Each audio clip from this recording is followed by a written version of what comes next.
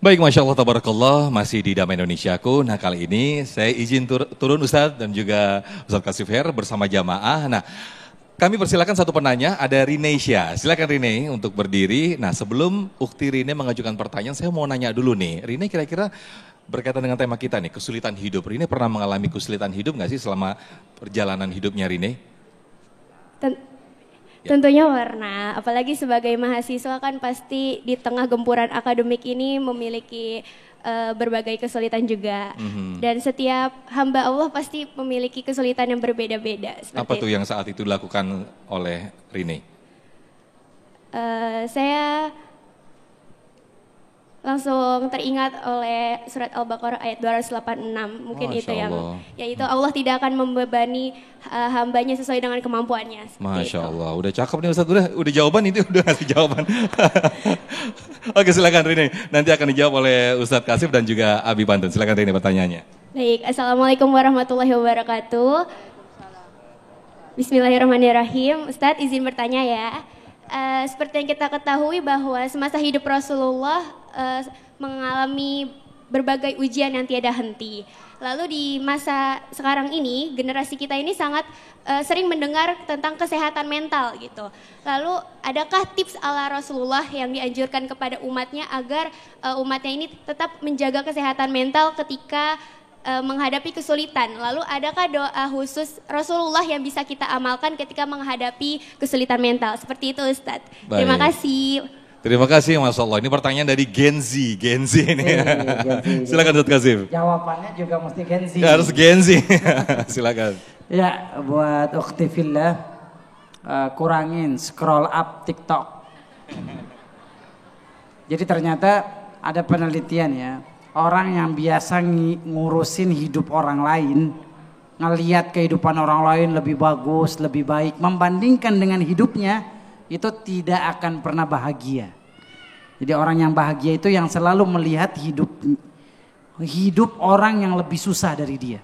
Itulah yang dikatakan Nabi kita Muhammad SAW, unzuru ila man huwa asfala minkum, wala tanzuru man huwa fawqakum, dzalika ajdaru an tashkuru ni'matallah. Selalu lihat nikmat dunia yang di bawah kamu. Kamu alhamdulillah rumahnya 30 meter.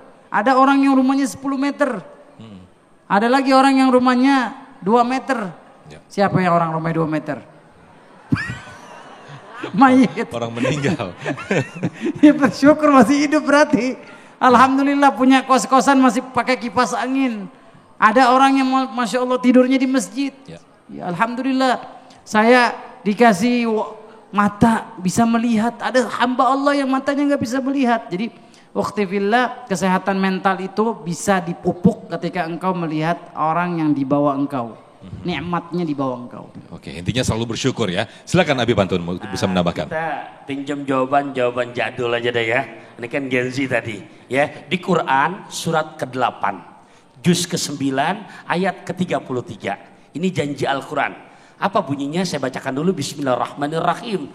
Wa ma kana Allahu liyu'adzibahum wa anta fihim wa ma kana Allahu mu'adzibahum wa hum yastaghfirun. Ya. Surat Al-Anfal ayat 33. Ini 2 poin nih. Kalau kita bisa dawamkan, yakin semua permasalahan bukan gak ada, tapi enaknya ada solusi. Wa ma kanallahu liyu'adzibahum, dan Gusti Allah nggak bakalan membuat mereka hidupnya belangsak. Keluar dah Betawi saya ada tuh.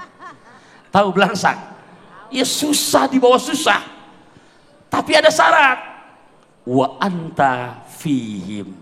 Ini kalau secara ilmu nahu, wawunya wawu haliyah. Jadi nerjemahinnya bukan dan.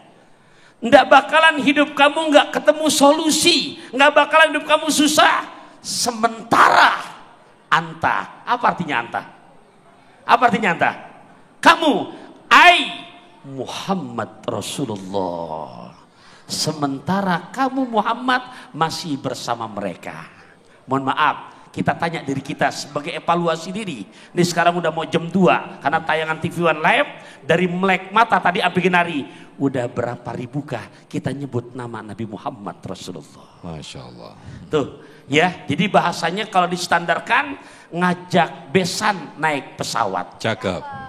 Itu besan orang Mampang. Cakep. Jangan pernah bosan buat berselawat. Karena segala urusan pasti Allah buat gampang. Amin, amin, amin. Masya Allah. Terima kasih Abi Pantun, Ustadz Kasif. Terima kasih atas tausiah yang disampaikan siang hari ini. Mudah-mudahan kita termasuk orang yang kuat, tangguh, bertempur, melawan sulitnya hidup. Tetaplah bersama kami di Damai Indonesiaku.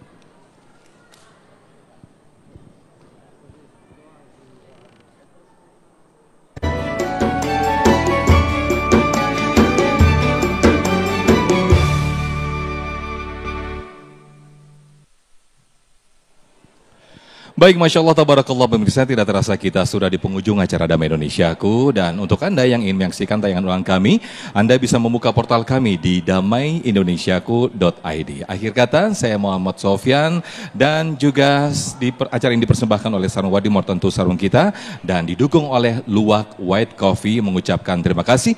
Wabillahi taufiq wal hidayah. Wassalamualaikum warahmatullahi wabarakatuh.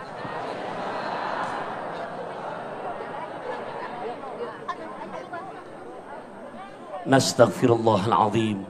Bismillahirrahmanirrahim. Alhamdulillahirabbil alamin. Allahumma salli ala sayyidina Muhammadin wa ala ali sayyidina Muhammad. Allahumma ahyina maka natil hayatu khairan lana. Ya Allah, hidupkan diri ini selama Engkau masih izinkan kami masih bisa hidup. Hidupkan kami dalam keadaan yang baik. Wa tawaffana idza kanatil wafatu khairan lana. Wafatkan diri ini ya Allah. Wafatkan diri ini ya Allah. Apabila telah tiba waktunya untuk wafat, wafatkan kami dalam keadaan husnul khatimah. Rabbana atina fid dunya hasanah wa fil akhirati hasanah wa qina adzaban nar. Wa sallallahu ala sayyidina Muhammadin wa ala alihi wa sahbihi wa sallam. Da'wahum fiha subhanakallahumma wa tahiyatum fiha salam. Wa akhiru da'wahum anil hamdulillahi rabbil alamin.